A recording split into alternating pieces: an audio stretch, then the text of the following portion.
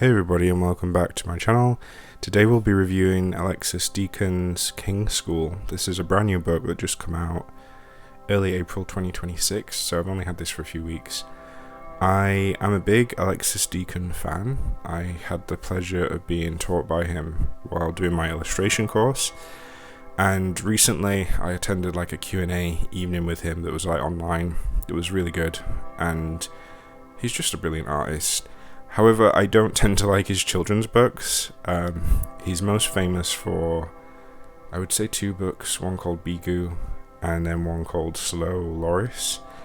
And both, I believe, have like won awards and are critically acclaimed and stuff, but I just never really connected with either of them. I don't think his strength lies in picture books. I think he's a master like storytelling, and I love his comic books. The first thing I read of his was Curse of the Chosen, which I've got a copy of here, and this is like a serious fantasy comic, which is amazing, and I probably will do a review on this channel once I figure out how to review a few like a full comic book, because just every single panel, every image is stunning. But today we're going to look at King School.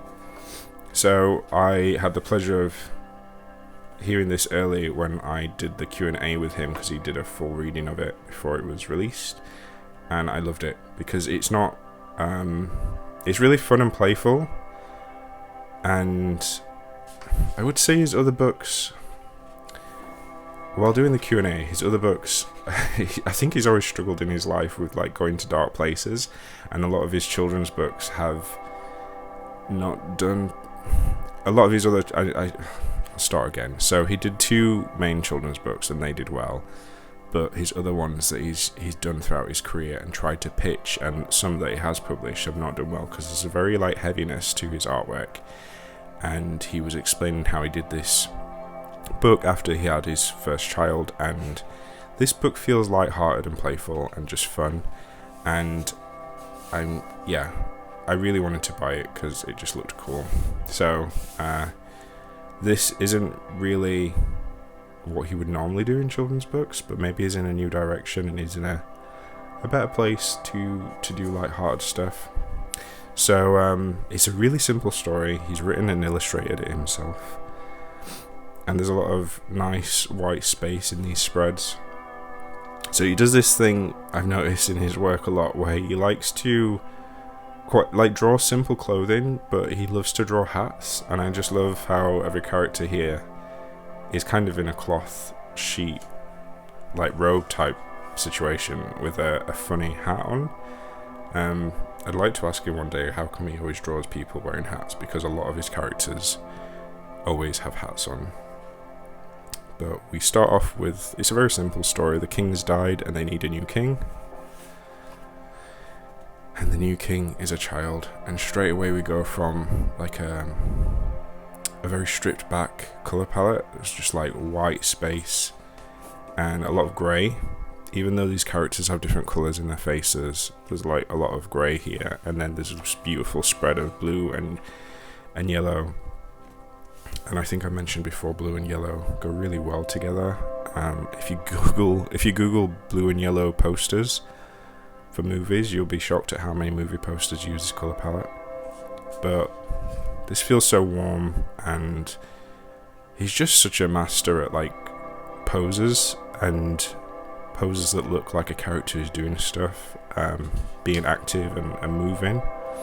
You've got this little kind of lion cat type creature, I don't even know what it is, but it's jumping and playing, and it just looks so playful. And I love how little text there is on this page, because it really, the image is doing a lot of the work.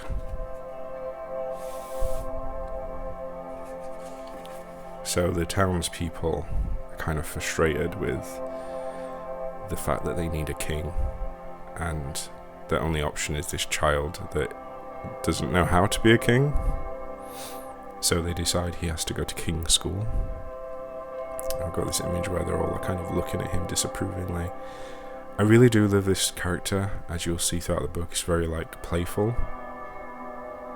and I like how all these characters are kind of a mix between humans and animals. It's like no one is a clear specific type of an animal, but they're all kind of weird. Like, this could be its own universe, and it's kind of reminds me of where the wild things are.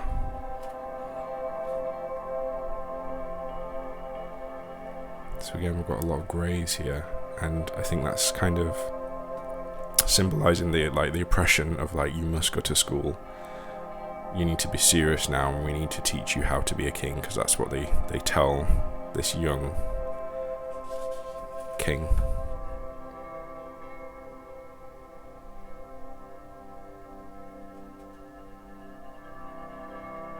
There's a lot of, like, if you look at his artwork, he's a master at, like, drawing. He can draw things that look so realistic, and it was so sad listening to him talk, because he was talking about, like, his career and how many times he's, like, tried to pitch stories and pitch books, and he's been turned down, even though early in his career he'd won awards. And it just shows you, like, how much of a struggle it can be working in traditional children's publishing. But during that time, I think he was really hard on himself and pushed himself to be a better artist, because he felt like that was the reason that he wasn't getting books. But as with most things in life, when he grew older, he realised that wasn't actually the issue. But as a byproduct of that, he spent a lot of time really studying gesture and the human form and stuff. And I think that really shows that even though these characters... Sorry, I'll just go back to this page. Even though those characters look quite silly and simple, their poses and the way that they stood, and, like, even just the building itself, there's a lot of like, hidden knowledge behind that.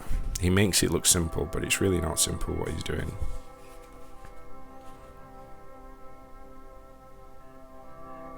And I think a lot of this emotion is coming through for these pictures, and I would argue you might not even need the text, because you could be able to kind of follow along the story and interpret it without the text, because it's so visual, of, like, all these people pointing to this child, like, telling him off almost, like, pay attention now, be serious. And they dress him up and put him in this cute little robe and crown. I think this is quite interesting here, how, like, we've got all these characters in these robes, and for the sake of this text, he's kind of merged these three into one, and you can kind of get away with it. And I think sometimes I overthink things when coming up with my own layouts in children's books, and this is, like, an interesting creative way of getting around, like, being able to show off the text, because the text needs to be visible.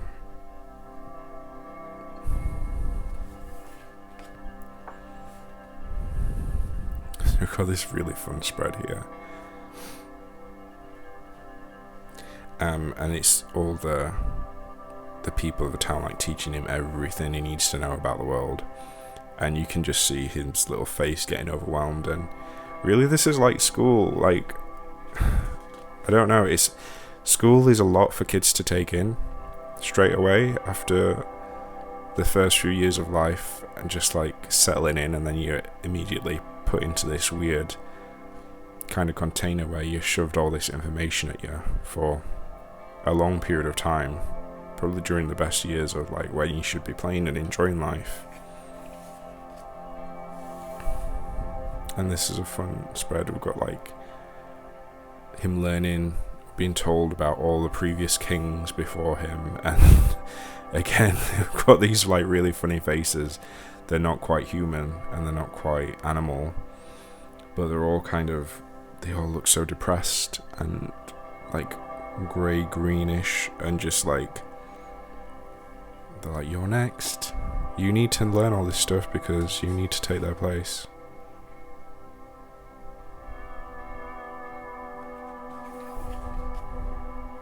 And he rebels. Beautiful image, yeah. Because again, I feel like even if that was covered, you could tell from his stance and the way his body is, there's a lot of energy in here that he's just shouting, like, stop.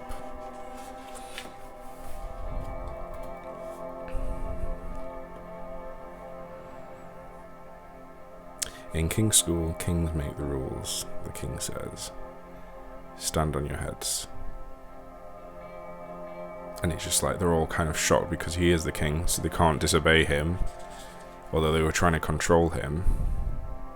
And it's like for a moment they don't know what to do. And I love this image.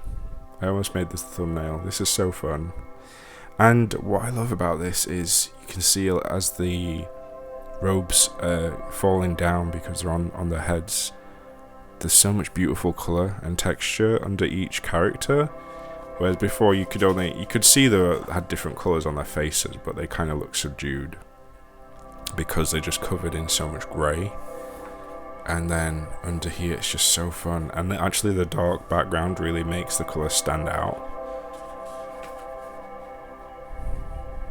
I really love this lion type character here. I would say he looks like a lion, but he's got like kind of squid like bunches around his cheeks.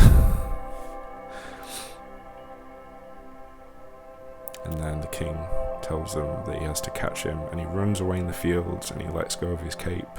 And again, this is just so free, and it kind of mirrors the image at the beginning.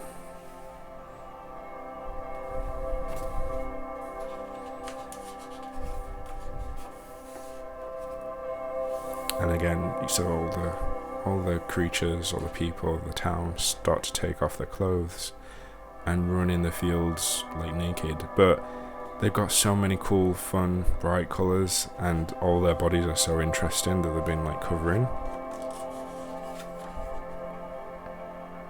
You've got this funny little mask thing that the king has made. I guess he's chased him. This is a beautiful spread.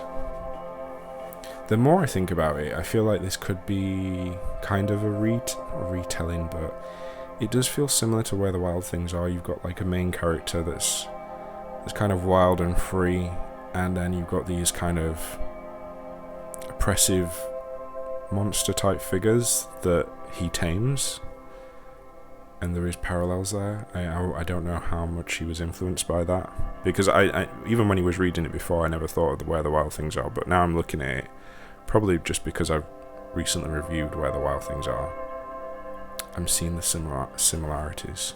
Yeah. This is so nice, this image.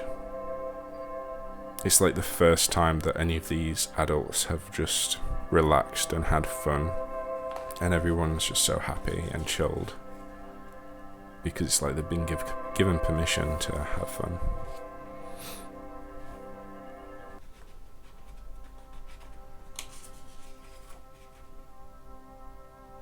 There's this interesting thing with his line work as well, where it looks kind of blurred. There seems to be, like, if you can see on the crown here, there's like two lines, and it almost looks like when you look at a 3D poster without the glasses.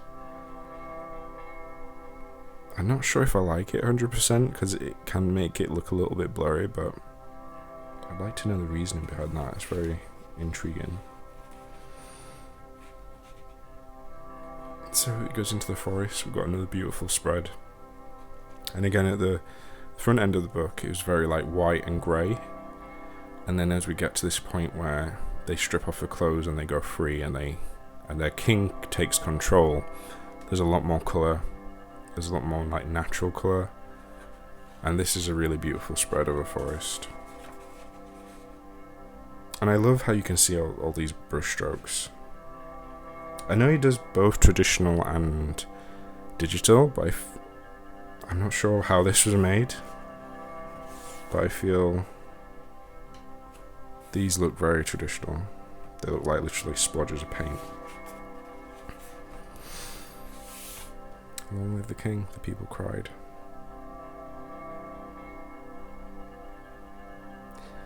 This is our new king's school, said the king, where the king can play with the people, and we can all learn like kings. And now his crown has got like a beautiful flower arrangement on it.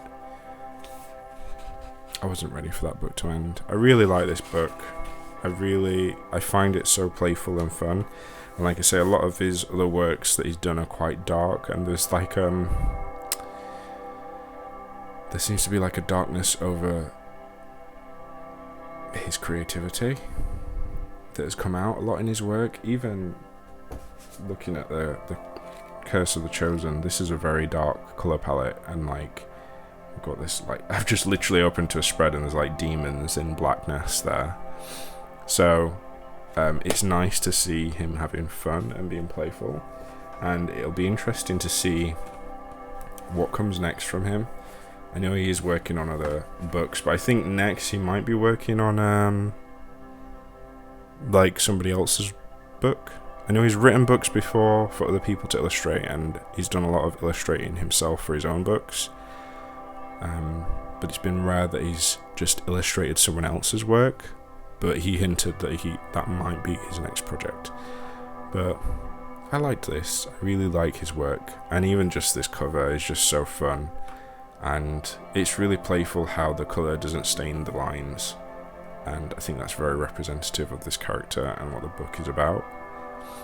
So I'll leave it there. I hope you enjoyed this, and check out Alexis's work, and I'll figure out how to do a review of his comic book, because I really want to talk about that. Thanks for watching, and I will see you in the next video.